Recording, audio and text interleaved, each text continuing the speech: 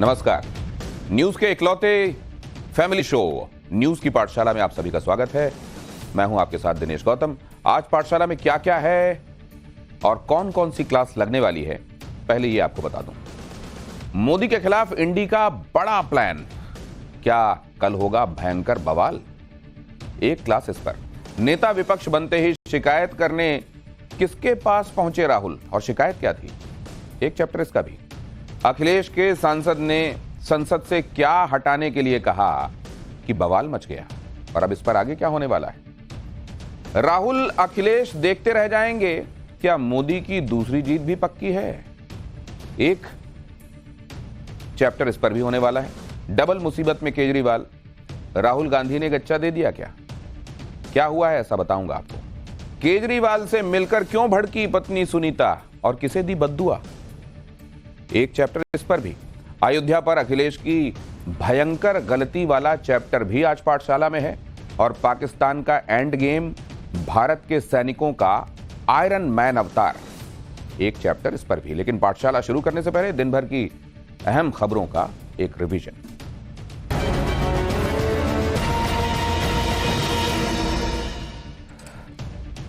CM Yogi Adityanath ने UP में connectivity बेहतर बनाने के लिए एक्सप्रेसवे के विस्तार का प्लान तैयार किया है। सीएम ने 4 नए लिंक एक्सप्रेसवे के लिए प्रस्ताव तैयार करने का आदेश दिया है। इसके साथ ही योगी आदित्यनाथ ने इस साल के अंत तक गंगा एक्सप्रेसवे को तैयार करने के निर्देश भी दिए हैं। नीट पेपर लीक मामले में सीबीआई ने पहली गिरफ्तारी की है। सीबीआई ने पटना से मनीष प्रकाश नाम के आरोपी को गिरफ्तार किया है। आरोप है कि मनीष प्रकाश ने ही पटना के एक प्ले स्कूल में कमरे का इंतजाम किया था और यहीं पर कैंडिडेट्स को सवालों के जवाब रटवाए गए थे। हालांकि सीबीआई के एक्शन में आने के बावजूद नीट पेपर लीक पर घमासान थमता दिखाई नहीं दे रहा। आज कांग्रेस की यूथ विंग एनएसयूआई ने दिल्ली के जंतर मंतर पर जबरदस्त प्रदर्शन किया। प्रदर्शन कर रहे लोगों ने नीट एग्जाम दोबारा कराने की मांग की। बवाल बढ़ता देखकर पुलिस ने प्रदर्शनकारियों पर लाठीचार्ज किया। आज से महाराष्ट्र विधानसभा के मॉनसून सत्र की शुरुआत हो गई है। आज सत्र के पहले ही दिन सदन में जाने से पहले डिप्टी सीएम देवेंद्र फडणवीस और उद्धव ठाकरे एक साथ नजर आए। असल में विधान परिषद के हॉल में जाते वक्त दोनों की मुलाकात हुई और दोनों के बीच बातचीत भी हुई। उद्धव ठाकरे जब लिफ्ट के पास पहुंचे तो फडणवीस पहले से लिफ्ट का इंतजार कर रहे थे। इस दौरान दोनों नेताओं के बीच में बातचीत भी हुई। बिहार के डिप्टी सीएम सम्राट चौधरी ने तेजस्वी यादव पर अपने लिए आवंटित सरकारी बंगले पर अवैध कब्जा करने का आरोप लगाया है। सम्राट चौधरी का दावा है कि 5 देश रत्न मार्ग आवास डिप्टी सीएम बनने के बाद उन्हें अलॉट किया जा चुका है। लेकिन पूर्व डिप्टी सीएम तेजस्वी यादव अब भी इस बंगले को छोड़ने के लिए तैयार नहीं है। पश्चिम बंगाल के मुर्शिदाबाद में खराब रोड की शिकायत करने पहुंचे ग्रामीणों पर बॉम्ब फेंककर हमला किया गया। बताया गया कि सड़क की शिकायत करने के लिए ग्रामीण पंचायत सदस्य के पास पहुंचे थे। आरोप है कि टीएमसी के पंचायत सदस्य ने शिकायत से नाराज होकर ग्रामीणों पर बमबाजी शुरू कर दी। दिन भर के रिवीजन के बाद पाठशाला की पहली क्लास, और इसमें जो खास पॉइंट्स हैं वो आपको एक बार बता देता हूं। मोदी के खिलाफ इंडी का बड़ा प्लान, क्या कल होगा भयंकर बवाल? नेता विपक्ष बनते ही शिकायत करने किसके पास पहुंच गए राहुल? अखिलेश के सांसद ने संसद से क्या हटाने के लिए कहा कि बवाल मच गया? और राहुल अखिलेश देखते रह जाएंगे, क्या मोदी की दूसरी जीत भी पक्की है?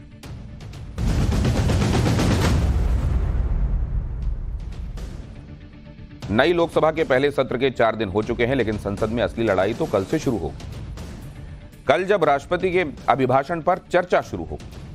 आज राष्ट्रपति का अभिभाषण हुआ और इसके बाद इंडी गठबंधन की कल की बड़ी प्लानिंग चल रही है। और यह तय हुआ है कि कल संसद में बड़ा बवाल का दिन होने वाला है, क्योंकि अब तक के संसद सत्र इंडी गठबंधन का, अब तक के संसद सत्र में इंडी गठबंधन की तरफ से हर पैंतरा लगभग फेल रहा है। तो अब क्योंकि वो ये सोचकर आए थे कि इस बार ज्यादा सीटें हैं तो सरकार की नाक में दम कर देंगे, अपनी हर एक बात मनवा लेंगे, 10 साल की कसर अभी ही निकाल लेंगे, लेकिन नरेंद्र मोदी ने ऐसा कुछ होने नहीं दिया। राहुल गांधी और पूरा इंडी गठबंधन देखता रह गया और नरेंद्र मोदी ने कल ही बगैर किसी रुकावट के 1 मिनट के भीतर अपना स्पीकर बनवा दिया। ये इंडी गठबंधन के लिए बहुत बड़ी हार थी, लेकिन अभी तो ये सिर्फ शुरुआत है। संसद की लड़ाई तो बहुत लंबी है और इसमें अभी बहुत कुछ होना है, बहुत कुछ देखा जाना बाकी है। असली खेल कल से शुरू होगा। जब राष्ट्रपति के अभिभाषण पर चर्चा होगी। कल के लिए इंडी गठबंधन ने अपना प्लान तैयार कर लिया है। आज कांग्रेस अध्यक्ष मल्लिकार्जुन खड़गे के घर पर इंडी गठबंधन की मीटिंग हुई। इसमें इंडी गठबंधन के लगभग सभी पार्टियों के नेता थे। इसमें शरद पवार थे, टीएमसी से डेरेक ओब्रायन थे, आम आदमी पार्टी के संजय सिंह भी थे, शिवसेना के संजय राउत थे। छोटी पार्टियां जो इंडी गठबंधन में शामिल हैं उनके नेता भी इस बैठक में थे और इस मीटिंग में रणनीति बनाई गई कि कल से संसद में इंडी गठबंधन क्या करेगा। सूत्रों के मुताबिक इंडी गठबंधन की मीटिंग में यह तय किया गया है कि कल सदन के अंदर नीट के मुद्दे पर चर्चा की मांग की जाएगी। अगर सरकार ने नीट के मामले में चर्चा नहीं होने दी तो सदन के अंदर ही इंडी गठबंधन विरोध प्रदर्शन करेगा, यानी हंगामे के आसार बन गए हैं। एक बार सुनिए कि इंडी गठबंधन की मीटिंग में शामिल नेताओं ने बाहर निकलने के बाद क्या बताया।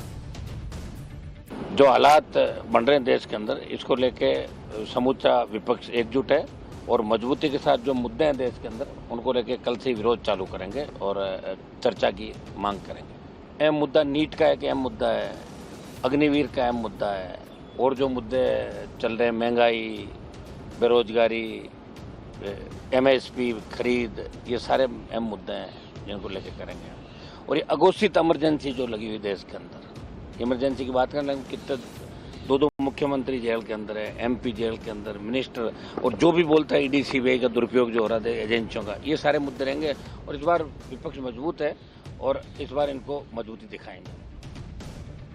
उधर इंडी गठबंधन के संभावित टकराव के लिए सरकार भी तैयार है। सूत्रों के हवाले से खबर यह है कि सरकार संसद में नीट पर सभी सवालों का जवाब देने के लिए तैयार है। अगर विपक्ष राष्ट्रपति के अभिभाषण पर बहस के दौरान नीट का मुद्दा उठाता है तो शिक्षा मंत्री धर्मेंद्र प्रधान इस मुद्दे पर हस्तक्षेप कर सकते हैं। नीट को लेकर सरकार पहले से ही एक्टिव है और अलर्ट भी है, इसीलिए आज राष्ट्रपति के अभिभाषण में भी नीट के मुद्दे का जिक्र किया गया और यह कहा गया कि पेपर लीक पर सरकार ने कड़ा कानून बनाया है। नीट के मुद्दे पर इंडी गठबंधन सरकार को घेरना चाहता है। इसीलिए आप देखिए कि राष्ट्रपति के अभिभाषण के दौरान नीट के नारे लगते रहे। एक बार सुनिए। हाल ही में कुछ परीक्षाओं में हुई पेपर लीक की घटनाओं की निष्पक्ष जांच और दोषियों को कड़ी से कड़ी सजा दिलवाने के लिए मेरी सरकार प्रतिबद्ध है। इससे पहले भी हमने देखा है कि कई राज्यों में पेपर लीक की घटनाएं होती रही है। इस पर दलीय राजनीति से ऊपर उठकर देशव्यापी ठोस उपाय करने की जरूरत है। संसद ने भी परीक्षा में होने वाली गड़बड़ियों के विरुद्ध एक सख्त कानून बनाया है। मेरी सरकार परीक्षाओं से जुड़ी संस्थाओं, उनके कामकाज के तरीके, परीक्षा प्रक्रिया सभी में बड़ी सुधार करने की दिशा में काम कर रही है। नीट को लेकर विपक्ष हंगामा मचाने के लिए कमर कस चुका है तो सरकार भी अपने स्तर पर कोई कसर नहीं छोड़ रही। नीट के मामले में जब विपक्ष सवाल करेगा तो सरकार के पास भी ठोस जवाब होंगे, क्योंकि नीट के मामले में सीबीआई की जांच पहले ही सरकार शुरू कर चुकी है। आज नीट मसले में सीबीआई ने पहली गिरफ्तारी भी की। नीट के मामले में सीबीआई ने पटना से 2 लोगों को पकड़ा है। दोनों आरोपियों पर यह आरोप है कि वो स्टूडेंट्स के लिए सेफ ठिकाने का इंतजाम करते थे, सुरक्षित जगह जहां वो आराम से जाकर प्रश्नों के जवाब रट सकें। यहां पर उन्हें लीक पेपर और आंसर्स मुहैया कराए जाते थे और रटने का टाइम दिया जाता था। पकड़े गए आरोपियों में एक आशुतोष कुमार है। बिहार पुलिस ने आशुतोष के हॉस्टल से ही नीट के आधे जले हुए प्रश्न पत्र रिकवर किए थे। और दूसरा आरोपी है मनीष कुमार, जो छात्रों से पेपर के बदले पैसे लेने की डील करता था। आरोप है कि मनीष कुमार ही छात्रों को आशुतोष के हॉस्टल ले जाया करता था। सीबीआई अब तक इस मामले में कुल 6 एफआईआर दर्ज कर चुकी है। संसद में एक टकराव तो पेपर लीक पर और नीट जैसे मामलों पर होगा, जिसमें विपक्ष सरकार को घेरने का प्लान बना रहा है। लेकिन एक टकराव और है जिस पर सरकार इंडी गठबंधन को घेर चुकी है और यह मुद्दा है 50 साल पहले लगाई गई इमरजेंसी का। जब से संसद का सत्र शुरू हुआ तब से प्रधानमंत्री से लेकर कल फिर से स्पीकर बने ओम बिरला ने भी इमरजेंसी का जिक्र किया। ये बातें कांग्रेस को बहुत चुभ रही हैं क्योंकि वो तो संसद में संविधान की कॉपी लहराने में जुटे हुए हैं। इसकी काट में सरकार लगातार इमरजेंसी की याद दिला रही है और इसीलिए आज राष्ट्रपति के अभिभाषण में भी इसका जिक्र किया गया। अपने भाषण में राष्ट्रपति ने आपातकाल को संविधान पर सबसे बड़ा हमला और काला अध्याय बताकर कांग्रेस और इंडी गठबंधन को असहज कर दिया है, क्योंकि इंडी गठबंधन लगातार संसद में संविधान की कॉपी लहरा रहा था। लेकिन जब राष्ट्रपति के भाषण में इमरजेंसी का जिक्र आया तो संसद में हंगामा होने लगा। राष्ट्रपति ने जब आपातकाल के खतरों का जिक्र किया तो पीएम मोदी ने मेज थपथपाकर उनकी इस बात का समर्थन किया। सुनिए संसद में राष्ट्रपति ने इमरजेंसी पर क्या कहा और फिर आपको बताऊंगा कि इस पर कांग्रेस कैसे बुरा मान गई। जो संविधान बन रहा था तो भी दुनिया में ऐसे ताकतें थे जो भारत के असफल होने की कामना कर रही थी। देश में संविधान लागू होने के बाद भी संविधान पर अनेक बार हमले हुए हैं। आज 27 जून है। 25 जून 1975 को लागू हुआ आपातकाल संविधान पर सीधे हमले का सबसे बड़ा और काला अध्याय था।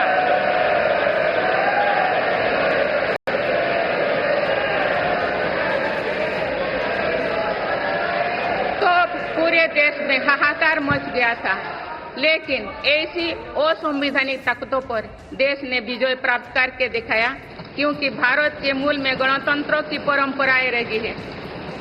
मेरी सरकार भी भारत के संविधान को सिर्फ राजकाज का माध्यम भर नहीं मानती, बल्कि हमारा संविधान जन चेतना का हिस्सा हो, इसके लिए हम प्रयास कर रहे हैं। इसी ध्येय के साथ मेरी सरकार ने 26 नवंबर को संविधान दिवस के रूप में मानना शुरू किया है। आप भारत के उस भूभाग हमारे जम्मू कश्मीर में भी संविधान पूरी तरह लागू हो गया है, जहां आर्टिकल 370 की वजह से स्थितियां कुछ और थी। कल लोकसभा में स्पीकर ने आपातकाल का जिक्र किया, फिर आज राष्ट्रपति के अभिभाषण में भी आपातकाल पर बात हुई, जिससे कांग्रेस बुरी तरह चिढ़ गई। आज राहुल गांधी नेता प्रतिपक्ष के तौर पर स्पीकर ओम बिरला से मिले, उनके चेंबर में मुलाकात की और ऐसी खबर है कि राहुल गांधी ने आपातकाल का जिक्र करने पर अपनी नाराजगी जाहिर की है। राहुल गांधी ने कहा कि स्पीकर को इस तरह का सियासी प्रस्ताव नहीं लाना चाहिए था और इससे बचा जाना चाहिए। ओम बिरला से मुलाकात के दौरान राहुल गांधी के साथ एनसीपी सांसद सुप्रिया सुले, समाजवादी पार्टी के सांसद डिंपल यादव, आरजेडी की सांसद मीसा भारती, डीएमके की सांसद कनिमोई मौजूद रहीं। इसके अलावा विपक्ष के कई और सांसद भी राहुल गांधी के साथ दिखे। इसी बीच कांग्रेस के महासचिव केसी वेणुगोपाल ने भी लोकसभा स्पीकर ओम बिरला को चिट्ठी लिखी और कांग्रेस की तरफ से आपत्ति जताई। लेटर में कहा गया कि आज तक सदन के इतिहास में किसी स्पीकर ने इस तरह का सियासी बयान नहीं दिया है। लोकसभा अध्यक्ष के रूप में आपने आधी सदी पहले के आपातकाल की याद दिलाते हुए जो भाषण दिया वो सबको हैरान कर गया। वेणुगोपाल ने लिखा कि वो कांग्रेस की तरफ से संसदीय परंपराओं के इस उल्लंघन पर गहरी चिंता जताते हैं। इमरजेंसी पर कांग्रेस तो लड़ाई लड़ रही है, लेकिन इस लड़ाई में वो अकेले नजर आ रही है, क्योंकि एक तो ओम बिरला के प्रस्ताव पर अकेले कांग्रेस ही आपत्ति जताती नजर आई और लेटर लिखा। दूसरी बात, कल जब लोकसभा में इमरजेंसी पर निंदा प्रस्ताव लाया गया तो कांग्रेस के सांसद ही बढ़ चढ़कर इसका विरोध कर रहे थे, जबकि उसके विरोधी दल जैसे समाजवादी पार्टी, डीएमके और टीएमसी के सांसद सक्रिय नहीं दिखाई दिए और सदन में शांति से बैठे नजर आए।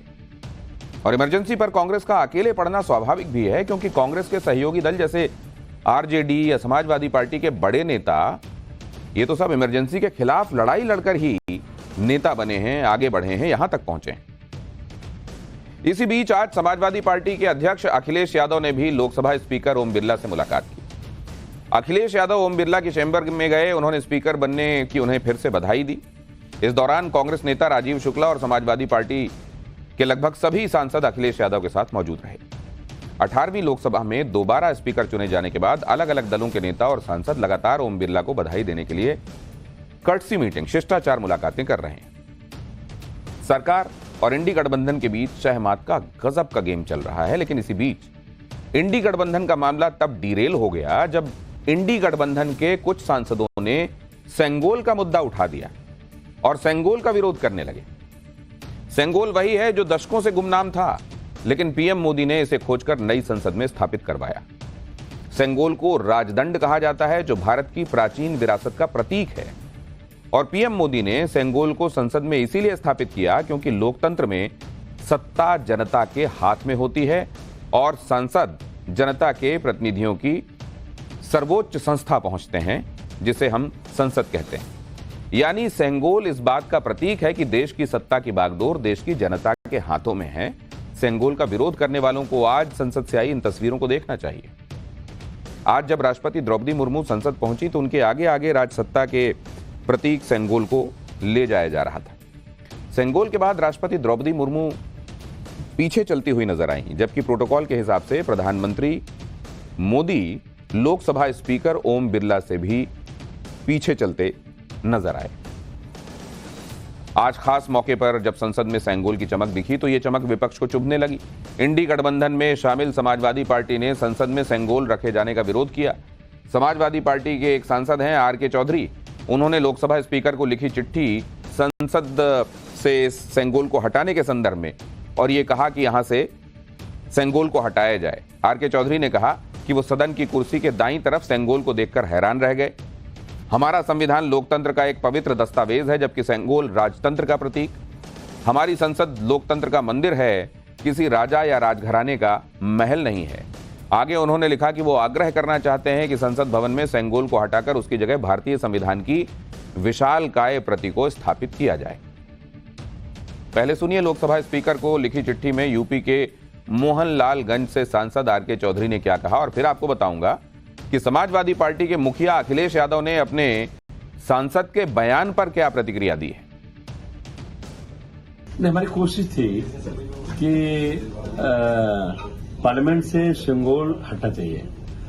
अगर देश में लोकतंत्र बचाना है तो सेंगोल को हटाना है, इसलिए कि भारत में लोकतंत्र है, राजतंत्र नहीं है। सेंगोल एक ऐसा शब्द है जिसे माने होते हैं राजदंड। राजदंड के माने होता है राजा की छड़ी, राज छड़ी माने तो राजा डंडा। अब पहले जमाने में राजा बैठता था दरबार में तो छड़ी लेके बैठता, डंडा लेके बैठता था। जो कह दिया, ना खाता न बही, राजस्थान में जो कह दिया वही सही। अब भारत में संविधान है और देश संविधान चलेगा, यहाँ लोकतंत्र है, तो निश्चित तौर पर हमारा जो प्रयास है कि संसद भवन से सेंगोल हटना चाहिए और एक विशाल का प्रति संविधान के वहां स्थापित की जानी चाहिए। ये वही समाजवादी पार्टी है जिसके 5 सांसद नई संसद में सेंगोल को स्थापित करते वक्त मौजूद थे और उस वक्त उन्होंने कोई हो हल्ला भी नहीं किया था। लेकिन आज जब समाजवादी पार्टी के सांसदों की संख्या 5 से बढ़कर 37 पहुंच गई तो वो संसद से सेंगोल को हटाने की बात करने लगे। सेंगोल को लेकर लिखी अपनी पार्टी के सांसद की चिट्ठी के बहाने अखिलेश यादव ने पीएम मोदी को निशाने पर लेने की कोशिश की। अखिलेश यादव ने कहा कि जब पहली बार सेंगोल लाया गया तो प्रधानमंत्री ने इसे प्रणाम किया था, लेकिन इस बार शपथ के दौरान वो सेंगोल को प्रणाम करना भूल गए। इसी को याद दिलाने के लिए हम उनकी पार्टी के सांसद उनकी पार्टी की तरफ से ये चिट्ठी लिखी गई होगी। अखिलेश यादव ने क्या कहा, किन शब्दों में और तेवर क्या थे, वो आप सुनिए और फिर आपको बताऊंगा कि इंडी गठबंधन के नेताओं ने सेंगोल के मुद्दे पर संपूर्णता में क्या कहा है। मुझे लगता है कि हमारे सांसद इसलिए कह रहे होंगे कि जब पहली बार लगा था तो प्रधानमंत्री जी ने बाकायदा प्रणाम किया था।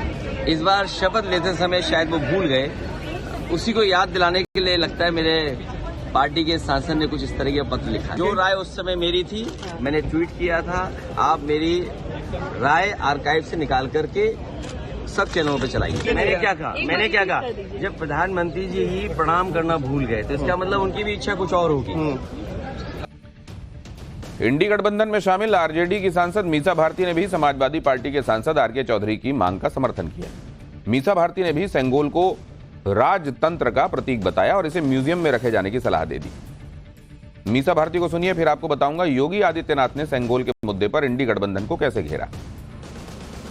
बिल्कुल हटाना चाहिए क्योंकि ये लोकतंत्र है, डेमोक्रेसी, और वहाँ पे अब राजतंत्र तो रहा नहीं, तो अगर सेंगोल को लगाना ही चाहिए तो उसको म्यूजियम में रखना चाहिए जहाँ की देश के सभी लोग जाएं और वहाँ पे उसका दर्शन भी करें जो लोग देखना चाहते हैं। तो ये अच्छा, जिसने भी ये मांग की है बहुत अच्छा, और हम लोग उसको सपोर्ट कर सकते हैं। इंडी गठबंधन की एकजुटता यहाँ पर भी आपको दिख रही होगी, जिसने भी ये मांग की है। मतलब ये भी नहीं मालूम है मीसा भारती को कि मांग असल में की किसने। सेंगोल पर समाजवादी पार्टी ने राजनीति शुरू की तो सीएम योगी ने करारा जवाब दिया। योगी आदित्यनाथ ने कहा कि समाजवादी पार्टी के मन में भारतीय इतिहास और संस्कृति के प्रति कोई सम्मान नहीं है। सेंगोल को लेकर उनके टॉप लीडर्स की ऐसी टिप्पणियां निंदनीय हैं और उनकी अज्ञानता को दिखाती हैं। ये इंडी गठबंधन की तमिल संस्कृति के प्रति नफरत को भी दिखाता है। सेंगोल भारत का गौरव है और ये सम्मान की बात है कि प्रधानमंत्री मोदी ने इसे संसद में सर्वोच्च सम्मान दिया है। सवाल यह भी उठ रहा है कि सेंगोल को लेकर विपक्ष का विरोध किस बात के लिए है। कुछ लोग कह रहे हैं कि कहीं इस बात से तो नहीं कि सेंगोल के शीर्ष पर नंदी विराजमान है, और जब बात नंदी की आती है तो मामला सनातन से जुड़ जाता है। कांग्रेस में रह चुके आचार्य प्रमोद कृष्णम का तो यही कहना है कि असल में समाजवादी पार्टी और इंडी गठबंधन का असली निशाना सेंगोल नहीं बल्कि सनातन है। पहले आचार्य प्रमोद कृष्णम को सुनिए और फिर आपको बताऊंगा केंद्रीय मंत्री गिरिराज सिंह ने सेंगोल हटाए जाने की मांग पर क्या कहा है। देखिए, समाजवादी पार्टी का अगर बस चले, अगर अखिलेश यादव जी का बस चले, तो सेंगोल को क्यों हटाएं? ये तो सनातन को हटा सकते हैं, ये तो संविधान को हटा सकते हैं, ये तो भारत की संसद को हटा सकते हैं। भारत की जिस संसद में ये बैठे हैं, इसी का बहिष्कार किया था। ये सब संविधान का तो बहाना है, ये तो सनातन विरोधी लोग हैं, भारत की संस्कृति का विरोध करते हैं, भारत की सभ्यता का विरोध करते हैं। इन्हें किसी से मतलब नहीं, इन्हें सिर्फ लूट खसोट करनी है, देश की सत्ता पे कब्जा करना है, नरेंद्र मोदी को गाली देनी है, नरेंद्र मोदी जो फैसला करे उसका विरोध करना है। इनके पास कोई विजन नहीं है। वहीं केंद्रीय मंत्री गिरिराज सिंह का कहना है कि सेंगोल का विरोध करने वालों को देश के इतिहास की कोई जानकारी नहीं है। गिरिराज सिंह को सुनिए। शायद उन्हें देश का इतिहास नहीं मालूम है, सेंगोल की क्या प्रतिष्ठा है। वो एक तरह से हमारे पूर्वजों द्वारा, हमारे सनातन के द्वारा वो लाया गया एक तरह से राजदंड है। उसको उसके तहत वहाँ पहले राज करते थे और शासन को चलाते थे। ये याद करना चाहिए लोगों को। इसीलिए ये लगाया गया सेंगोल कि लोग इसे देखें और हमारे प्राचीन व्यवस्था में कैसी व्यवस्था थी उसको याद करें। विपक्ष इन्हीं मुद्दों में फंसा हुआ है, लेकिन फिर भी संसद में लगातार बैकफुट पर दिख रहा है। जैसे स्पीकर के बाद एक और मुद्दे पर राहुल गांधी की हार सामने दिख रही है। यह मुद्दा डिप्टी स्पीकर का है, जिसे विपक्ष किसी भी कीमत में हासिल करना चाहता है। लेकिन ऐसा लग रहा है कि अगर स्पीकर का चुनाव आम सहमति से हो जाता तो शायद डिप्टी स्पीकर का पद विपक्ष को मिलने की संभावना बढ़ जाती, क्योंकि राजनाथ सिंह की तरफ से भरोसा दिया गया था कि जब डिप्टी स्पीकर के चुनाव का वक्त आएगा तो विपक्ष के उम्मीदवार के नाम पर भी चर्चा हो सकती है। लेकिन जब विपक्ष ने स्पीकर पद के लिए संसदीय परंपरा को तोड़ते हुए आम सहमति नहीं दिखाई तो फिर डिप्टी स्पीकर के पद पर बीजेपी भी विपक्ष के साथ ऐसा कर सकती है। अभी तक यह लग रहा था कि बीजेपी अपनी सहयोगी पार्टी जेडीयू या टीडीपी में से किसी को डिप्टी स्पीकर का पद दे सकती है, लेकिन टीडीपी की तरफ से कहा गया कि उसे डिप्टी स्पीकर का पद हासिल करने में कोई दिलचस्पी नहीं है, ना ही इसे लेकर बीजेपी के साथ कोई बैठक हुई है और ना ही बीजेपी ने यह पद उसे ऑफर किया है। डिप्टी स्पीकर को लेकर टीडीपी का स्टैंड इंडी गठबंधन के लिए पहला झटका है, क्योंकि इंडी गठबंधन तो इसी उम्मीद में था कि स्पीकर और डिप्टी स्पीकर पद के लिए एनडीए में कुछ खटपट हो जाए। लेकिन टीडीपी डिप्टी स्पीकर के पद को लेकर भी सरेंडर मोड में।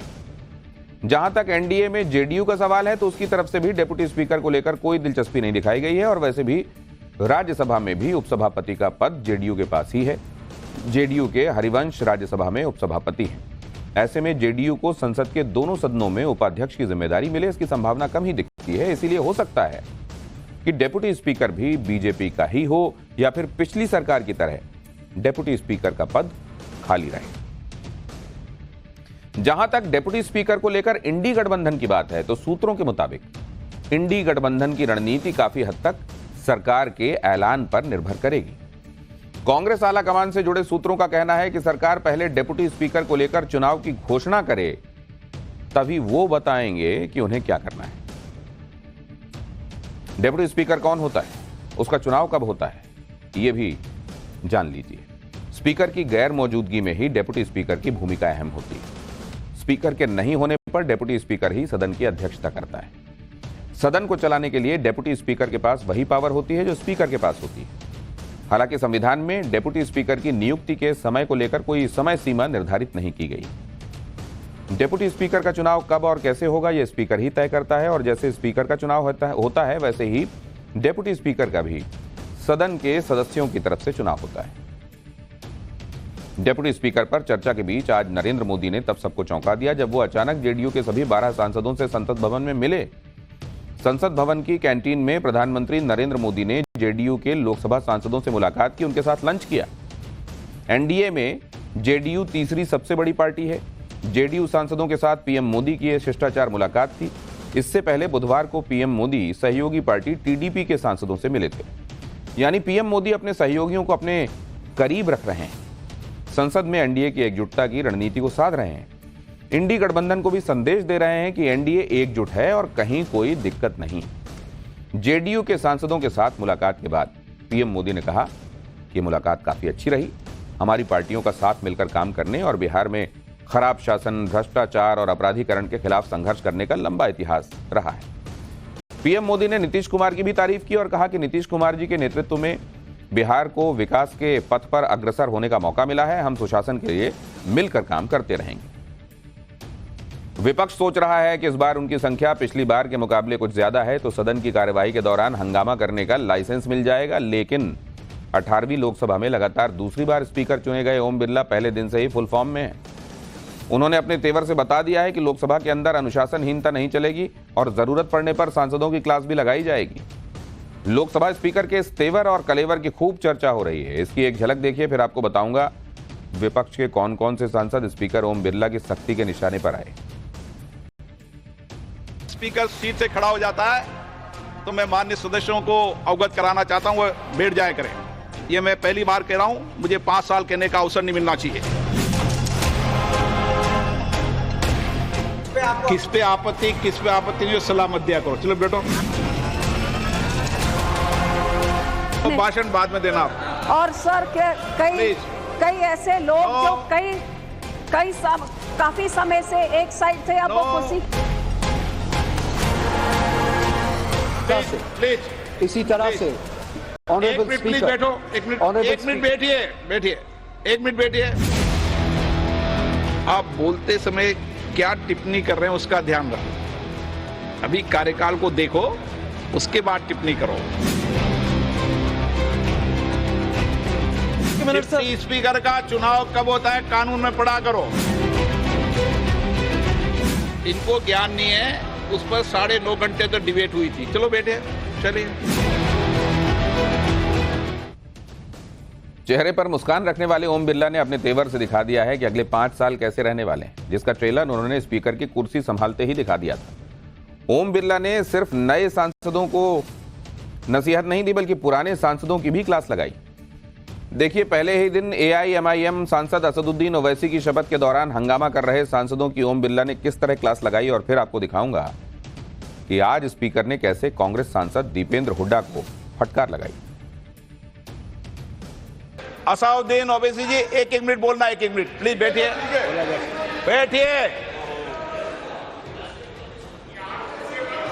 आपको नहीं बुलाया। माननीय सदस्यगण, जब स्पीकर सीट से खड़ा हो जाता है तो मैं माननीय सदस्यों को अवगत कराना चाहता हूं, वो बैठ जाए करें। ये मैं पहली बार कह रहा हूं, मुझे 5 साल कहने का अवसर नहीं मिलना चाहिए। असल में नई लोकसभा विपक्ष सरकार को घेरने का कोई मौका नहीं चूक रहा। यहां आप देख रहे हैं कि इस नई लोकसभा में विपक्ष हर दिन कोई ना कोई मुद्दा उठाने और बनाने की कोशिश कर रहा है। इंडी गठबंधन के सांसद हाथ में संविधान की कॉपी लेकर शपथ ले रहे हैं। आज कांग्रेस सांसद शशि थरूर ने भी शपथ लेने के बाद जय संविधान का नारा लगाया। शशि थरूर जब शपथ लेने के बाद स्पीकर ओम बिरला से हाथ मिलाकर लौट रहे थे तो स्पीकर ने उन्हें टोका और कहा कि संविधान की ही तो शपथ ली जा रही है। इस पर कांग्रेस सांसद दीपेंद्र हुड्डा अपनी सीट से खड़े हो गए। उन्होंने स्पीकर से कहा कि शपथ पर आपत्ति नहीं होनी चाहिए, लेकिन स्पीकर ओम बिरला ने दीपेंद्र हुड्डा को फटकार लगा दी। सुनिए और देखिए। जय संविधान।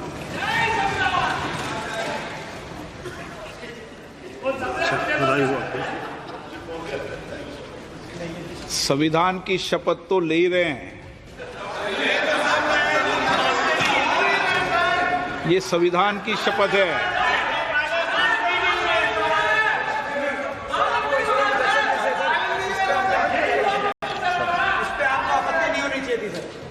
किस पे आपत्ति नहीं, सलाह मत दिया करो। चलो बैठो। चलिए। और इस तरह ओम बिरला ने अकाली दल की सांसद हरसिमरत कौर को भी भाषण के बीच में टोका।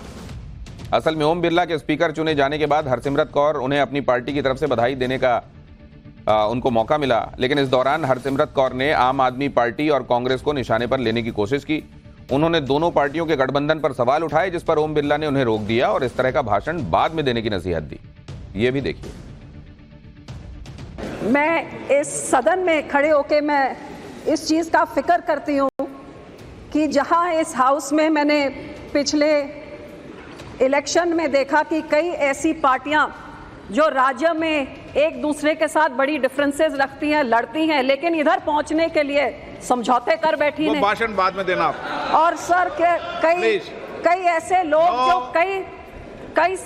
काफी समय से एक साइड से अब वो कुर्सी की खातिर इधर पहुंचे। सो सब मेरा कहने का मतलब कि जब मैं एक रीजनल पार्टी की इकलौती महिला मेंबर जब यहाँ पे हूँ, मुझे इस चीज का फिक्र है कि ना हम इस तरफ तो ना हम इस तरफ। वहीं ओम बिरला ने आम आदमी पार्टी को उनके सांसद राजकुमार चब्बेवाल को भी फटकार लगाई, जो उठे तो ओम बिरला को स्पीकर चुने जाने की बधाई देने के लिए थे, लेकिन भाषण में उन्होंने डेप्यूटी स्पीकर का मुद्दा उठाने की कोशिश की, जिस पर ओम बिरला ने आम आदमी पार्टी के सांसद को पढ़कर आने की, कानून पढ़ने की नसीहत दी। सुनिए। सर्वसम्मति नाल स्पीकर भी बनता ते डिप्टी स्पीकर भी बनता, क्योंकि डिप्टी स्पीकर हमेशा जेकर अज मैं अटल बिहारी वाजपेयी जी नूं याद करा ते जीएमसी बाल जोगी जी टीडीपी तो सी और स्पीकर सीगे और प्लीज माननीय सदस्य और कांग्रेस से डिप्टी स्पीकर थे। सर मैं आपको धन्यवाद देता हूं। सर एक minute sir, I will conclude sir. एक मिनट सर। स्पीकर का चुनाव कब होता है कानून में पढ़ा करो। और इसी तरह जम्मू कश्मीर नेशनल कॉन्फ्रेंस के सांसद रुहुल्लाह मेहंदी ने भी अपने भाषण के दौरान सांसद को टेररिस्ट कहने और आर्टिकल 370 का मुद्दा उठाने की कोशिश की, जिस पर ओम बिरला ने सोच समझकर टिप्पणी करने की नसीहत दे दी। इतना ही नहीं, उन्होंने सांसद मेहंदी के ज्ञान पर भी सवाल उठा दिए, वो भी आप देखिए। अगर एक एमपी जो चुना हुआ नुमाइंदा होता है, अगर उसको इस हाउस में जमहूरियत के बड़े इदारे में टेररिस्ट कहा जा सकता है, तो उन मुसलमानों को सड़कों पे भी टेररिस्ट कहा जा सकता होगा। इसी तरह से ऑनरेबल स्पीकर, एक मिनट बैठिए। माननीय सदस्यगण, ये सदन का पहला दिन है। आप बोलते समय क्या टिप्पणी कर रहे हैं उसका ध्यान रखो। अभी कार्यकाल को देखो, उसके बाद टिप्पणी करो। मैं ये गुजारिश करूंगा, सबसे बड़ा इदारा है जमहूरियत का, यहाँ पे ऐसी मिसाल नहीं होनी चाहिए थी और आप उसके कस्टोडियन थे। जब 370 की बिल 1 मिनट में लाई गई और आधे घंटे में पास की गई, आधे घंटे में पास की गई। प्लीज बैठिए। आप रहिए, इनको ज्ञान नहीं है, उस पर 9.5 घंटे तक डिबेट हुई थी। चलो बैठे। और यह भी मुमकिन है कि अभी तो ओम बिरला हो सकता है कि थोड़ी दयानतदारी दिखा रहे हों, थोड़ी मुरब्बत रख रहे हों, कह रहे हैं कि आगे कार्यकाल देखिए, आगे तैयारी रखनी चाहिए उनको, जो सोच रहे हैं कि हल्ला हंगामा या सिलेबस के बाहर की बातें भी वो यहां खड़े होकर कर सकते हैं। पाठशाला की अगली क्लास, डबल मुसीबत में केजरीवाल। क्या राहुल गांधी ने दे दिया गच्चा? और केजरीवाल से मिलकर क्यों भड़की सुनीता और किसको दी उन्होंने बद्दुआ?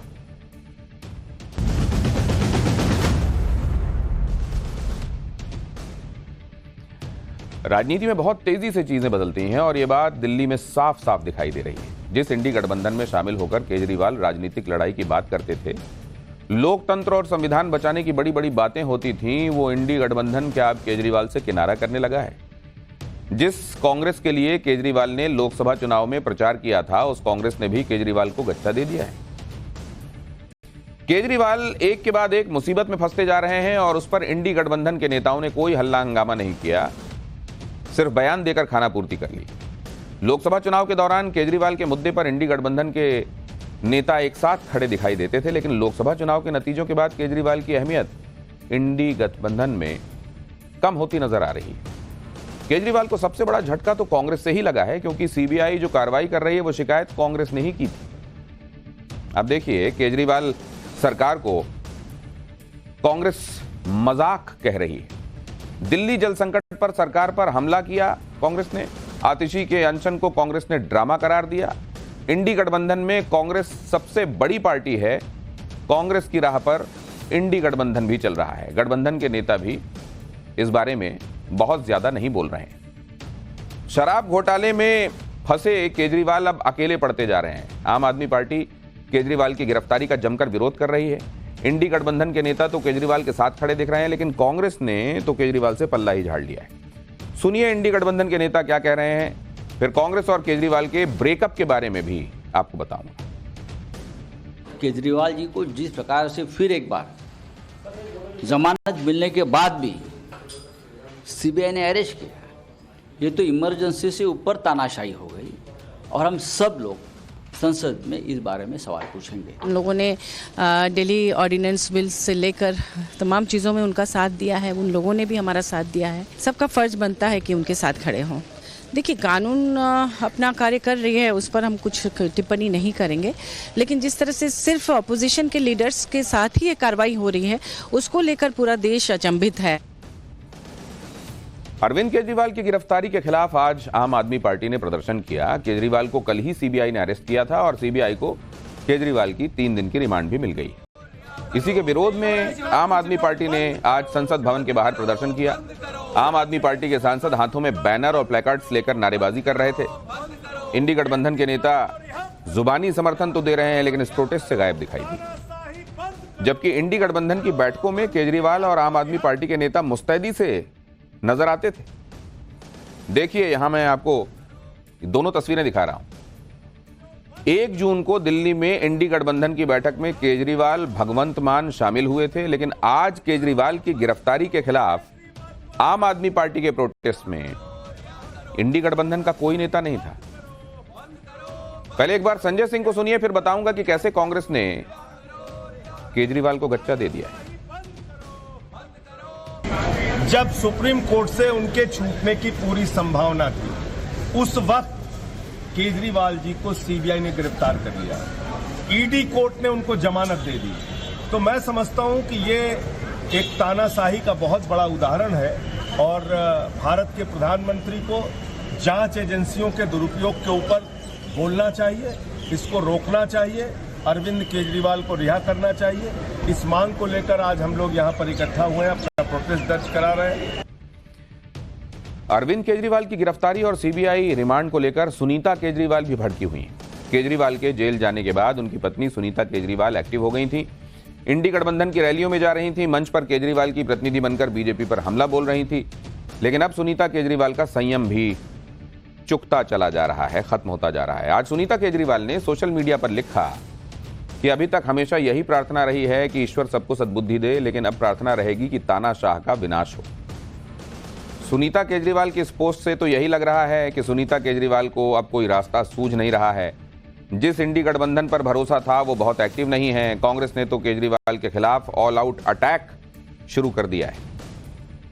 यहां पर एक बात और गौर करने वाली है कि आम आदमी पार्टी के प्रदर्शन में राघव चड्ढा भी शामिल नहीं थे। राघव चड्ढा आम आदमी पार्टी के ही सांसद हैं और केजरीवाल की गिरफ्तारी के बाद से ही पूरे सीन से नदारद रहते रहे। लंदन में आंखों का इलाज करा के लौटने के बाद राघव चड्ढा ने प्रचार भी बहुत ज्यादा नहीं किया था और आज केजरीवाल की गिरफ्तारी के विरोध में हुए प्रदर्शन में भी वो शामिल नहीं हुए। लोकसभा और राज्यसभा मिलाकर आम आदमी पार्टी के कुल 13 सांसद हैं, जबकि प्रोटेस्ट में सिर्फ 7 सांसद आए थे। इसको लेकर भी तरह तरह की चर्चाएं हो रही। आम आदमी पार्टी और केजरीवाल को सबसे ज्यादा निराशा कांग्रेस से मिली है, क्योंकि केजरीवाल की गिरफ्तारी पर कांग्रेस के बड़े नेताओं ने अभी तक कोई बड़ा बयान नहीं दिया। तो इसके पीछे क्या वजह हो सकती है वो भी आपको बताते हैं। कांग्रेस और आम आदमी पार्टी ने जहां जहां गठबंधन किया वहां बहुत कामयाबी नहीं मिली। दिल्ली में आम आदमी पार्टी 4 और कांग्रेस 3 सीटों पर लड़े, 1 सीट भी नहीं जीत पाई। गुजरात में आम आदमी पार्टी 2 सीट पर लड़ी, दोनों हार गई, कांग्रेस को 1 सीट पर जीत मिली। हरियाणा में आम आदमी पार्टी 1 सीट पर लड़ी, वो भी हारी, यहां कांग्रेस को फायदा हुआ और वो 5 सीटें जीती। आम आदमी पार्टी से गठबंधन आम आदमी पार्टी इस गठबंधन से कांग्रेस के कार्यकर्ता बहुत संतुष्ट नहीं थे और इसका खमियाजा कांग्रेस को चुनाव में भुगतना पड़ा।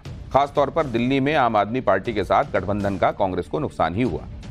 इन कारणों से हो सकता है कि कांग्रेस अब आम आदमी पार्टी और केजरीवाल के मुद्दे पर ज्यादा बोलने से बच रही है। कांग्रेस के नेता उदित राज ने तो केजरीवाल को सलाह दी है कि या तो वो लड़ते रहें या फिर बीजेपी में शामिल हो जाएं। सुनिए उदित राज को और फिर बताऊंगा कि आम आदमी पार्टी के खिलाफ दिल्ली और हरियाणा में कांग्रेस क्या योजना बना रही है। अब अरविंद केजरीवाल जी के सामने दो ही चीज है, या तो मजबूती से लड़े या शरणम गच्छामी करें। शरणम गच्छामी इनसे बड़े बड़े मामले में फंसने वाले किए और इनके पार्टनर बन गए, साथी बन गए। अगर यही केजरीवाल अगर बीजेपी का समर्थन करने लगे तो 48 घंटे भी नहीं लगेगा, जेल के बाहर आ जाएंगे। हरियाणा में इसी साल और दिल्ली में अगले साल विधानसभा चुनाव होने वाले हैं और कांग्रेस ने चुनाव के लिए अभी से रणनीति बनानी शुरू कर दी। दिल्ली में आम आदमी पार्टी को घेरने के लिए पंजाब कांग्रेस के नेता एक्टिव हो गए। दिल्ली और पंजाब में कांग्रेस को आम आदमी पार्टी ने ही सत्ता से बाहर किया था। आम आदमी पार्टी के चुनावी वादों की पोल कांग्रेस जनता के सामने खोलेगी। दिल्ली में केजरीवाल ने महिलाओं को 1000 रुपए हर महीने देने का वादा किया था, जबकि पंजाब में आम आदमी पार्टी ये वादा अभी तक पूरा नहीं कर पाई है।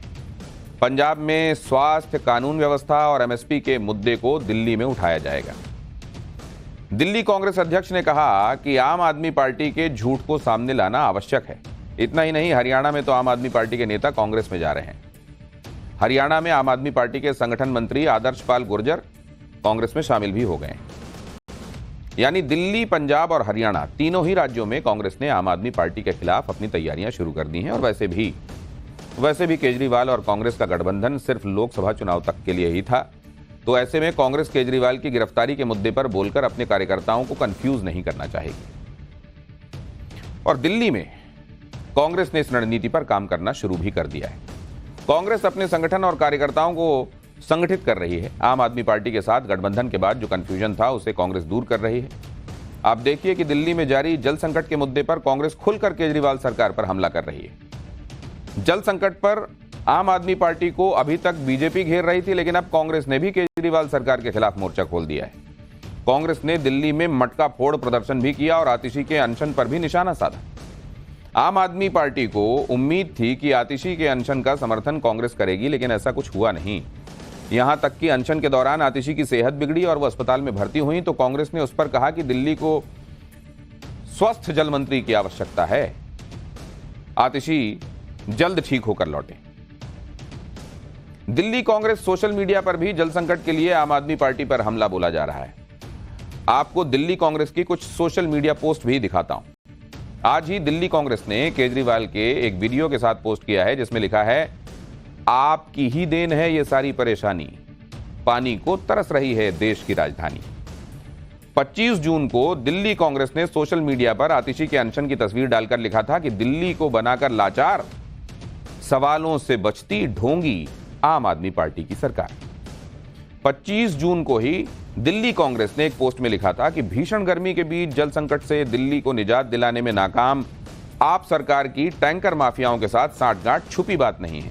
ये सरकार कितने भी ड्रामे कर ले, जनता को कितना भी बहका ले, इनकी सच्चाई सामने आ चुकी है। 24 जून को दिल्ली कांग्रेस ने सोशल मीडिया पर लिखा था कि दिल्ली जल संकट का एक कारण धड़ल्ले से चल रहा कमीशन भी है, जो खुद को कट्टर ईमानदार कहने वाली सरकार के विधायक टैंकर माफियाओं से वसूल रहे हैं।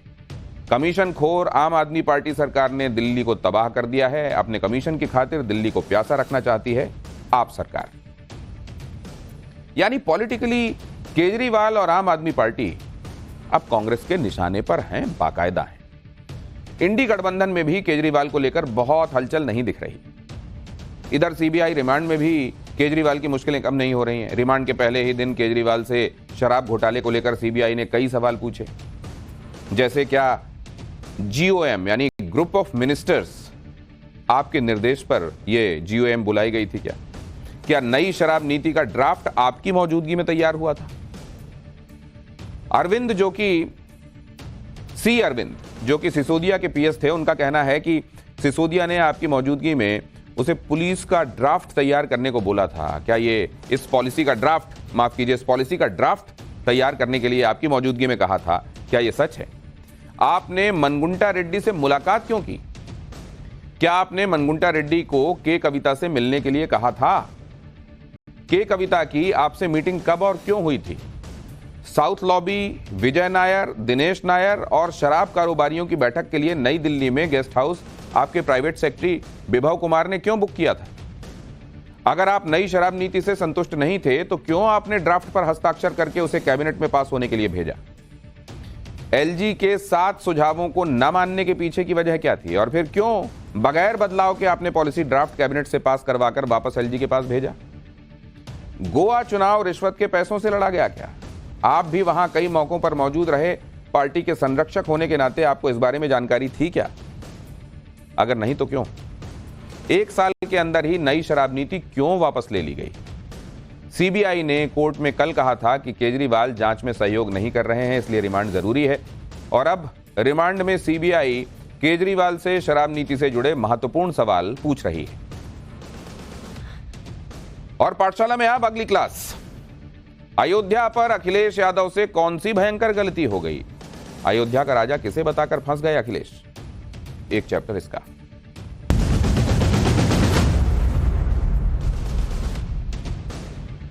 लोकसभा चुनावों के नतीजों के बाद अखिलेश यादव का जोश बहुत हाई है। इसकी 2 वजहें हैं। पहली तो यह कि एक लंबे समय के बाद समाजवादी पार्टी की बड़ी जीत है और इस बार एसपी के 37 सांसद जीते हैं। और दूसरी बड़ी वजह यह है कि इस बार समाजवादी पार्टी ने अयोध्या में बीजेपी को हरा दिया है।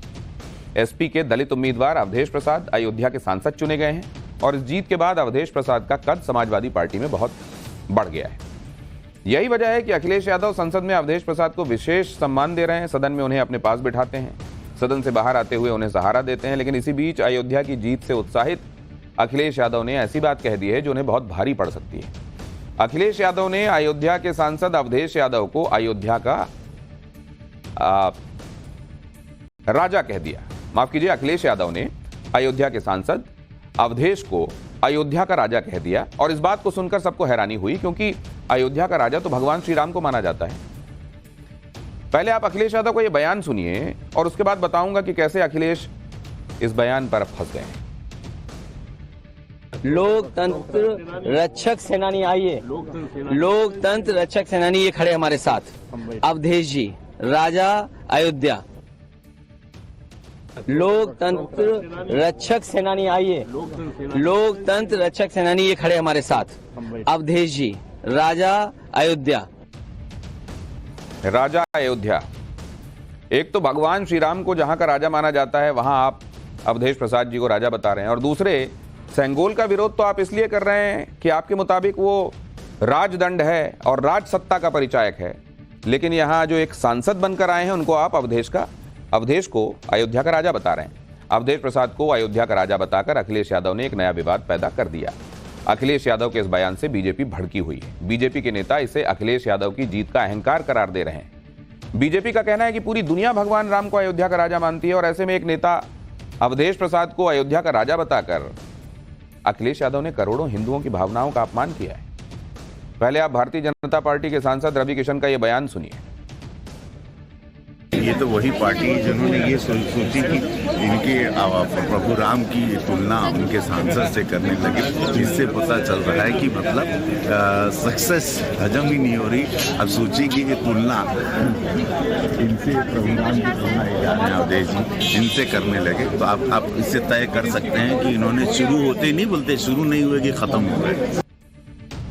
लोकसभा सत्र शुरू होने के बाद सोशल मीडिया पर अखिलेश यादव और अवधेश प्रसाद के वीडियो बहुत वायरल हो रहे हैं और इसमें सदन के अंदर अखिलेश यादव ने अवधेश प्रसाद को अपने साथ बिठाया हुआ है ताकि सियासी रूप से यह सिंबॉलिक मैसेज दिया जा सके कि समाजवादी पार्टी ने अयोध्या में बीजेपी को हराया है।